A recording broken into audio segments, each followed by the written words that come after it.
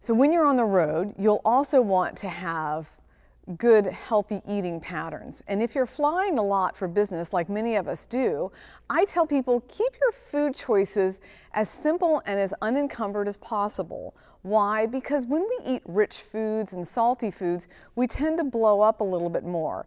Therefore, when we're traveling, we may want to have an extra set of socks or thinner, looser clothes for those times where we feel like we just had too much salty food, or we got a little inflamed and a little bloated while we were flying. Another thing to think about when you're traveling is, what will you wear?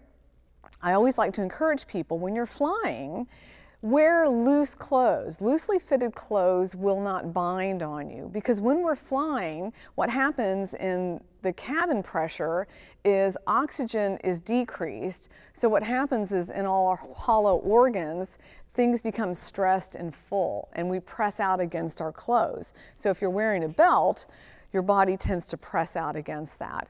If you're your lower extremities, they tend to swell, particularly if you're wearing tight shoes or socks. So always think about loosening things up when you're sitting on the airplane. Another thing that I like to encourage people to do while on airplanes is, don't cross your legs. Don't sit with your legs crossed or even your ankles crossed, because that can really deplete and stress your circulation.